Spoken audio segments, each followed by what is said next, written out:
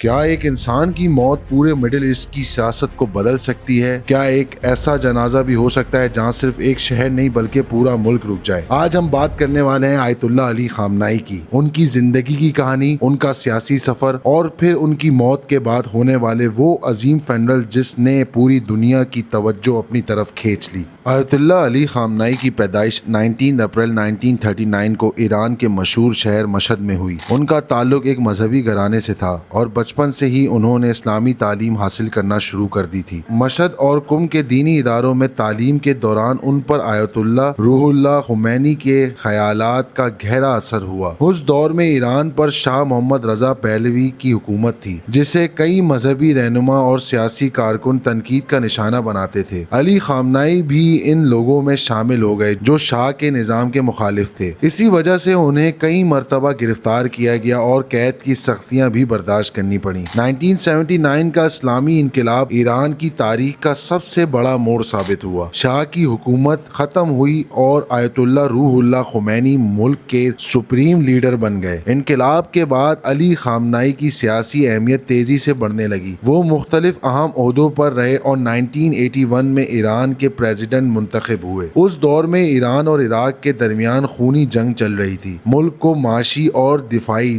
دونوں سطحوں پر سخت چیلنجز کا سامنا تھا، لیکن خامنائی حکومت کے مرکزی چہروں میں شامل رہے۔ 1989 میں آیت اللہ خمینی کا انتقال ہو گیا، جس کے بعد اسمبلی آف ایکسپرٹس نے علی خامنائی کو ایران کا نیا سپریم لیڈر بنا دیا۔ اس عہدے کے ساتھ ان کے پاس صرف مذہبی ہی نہیں بلکہ سیاسی اور عسکری اختیارات بھی آ گئے۔ اگلے کئی دشکوں تک ایران کے foreign policy, nuclear programme, revolutionary guard کی اسٹریٹجی اور ملکی سیاست پر ان کا گہرا اثر رہا۔ کچھ لوگ انہیں ایران کی آزادی اور خود مختاری کی علامت سمجھتے تھے، جبکہ دوسری طرف ان کے ناقد ان پر سیاسی پابندیوں، میڈیا سینسرشپ اور مختلف آوازوں کو دبانے کے الزام لگاتے رہے۔ اسی لیے ان کی شخصیت ہمیشہ مختلف باتوں کا مرکز بنی رہی۔ وقت کے ساتھ علی خامنائی صرف ایران کے رہنما نہیں رہے بلکہ مڈل ایسٹ کی جیو پالیٹکس کا ایک اہم حصہ بن گئے۔ لبنان، عراق، سیریا اور یمن سے متعلق ایران کی پالیسیز میں بھی ان کا کردار نمایاں رہا۔ ان کے فیصلوں نے کئی مرتبہ امریکہ، اسرائیل اور ایران کے درمیان تناؤ کو بڑھایا، جبکہ ان کے حمایتی کہتے رہے کہ وہ ایران کی خود مختاری اور علاقائی اثر و رسوخ کے محافظ تھے۔ پھر وہ لمحہ آیا جس نے پوری دنیا کو ہلا کر رکھ دیا۔ ایران نے ان کی وفات کا اعلان کیا اور چند گھنٹوں کے اندر ملک بھر میں عزا کا ماحول تھا۔ سرکاری اداروں نے کئی روز تک سوگ کا اعلان کیا اور تہران سے مشہد تک فنرل ارینجمنٹ شروع ہو گئی۔ دنیا بھر کے میڈیا چینلز کی نظریں صرف ایک ہی شہر پر ٹک گئی تھیں۔ سوال صرف اتنا نہیں تھا کہ ایران اپنے سپریم لیڈر کو کس طرح رخصت کرے گا، اصلی سوال یہ تھا کہ اس فنرل میں دنیا کو کیا پیغام دیا جائے گا۔ ایران کی طرف سے ہفتے بھر تک جنازے کی تقریبات کا اعلان ہوا۔ تہران کی بڑی شاہراہیں سیاہ پرچموں سے سجا دی گئیں۔ ہر طرف صرف ایک ہی چہرہ نظر آ رہا تھا، علی خامنائی کا۔ صبح سے ہی لوگ دور دور کے شہروں سے تہران پہنچنا شروع ہو گئے۔ کچھ رپورٹس کے مطابق اور کچھ کے مطابق ملین افراد جنازے میں شرکت کے لیے نکلے۔ سڑکوں پر اتنا ہجوم تھا کہ کئی جگہوں پر لوگوں کو گھنٹوں پیدل چلنا پڑا۔ رپورٹس کے مطابق لوگ قرآن کی تلاوت کر رہے تھے اور نوحے پڑھ رہے تھے اور ایران کا پرچم لہرا رہے تھے۔ جنازے کا آغاز تہران کے گرینڈ مصلی سے ہوا۔ تابوت کو ایرانی پرچم میں لپیٹا گیا تھا اور اس کے گرد سخت سیکیورٹی کا نظام تھا۔ سینئر فوجی افسران، علماء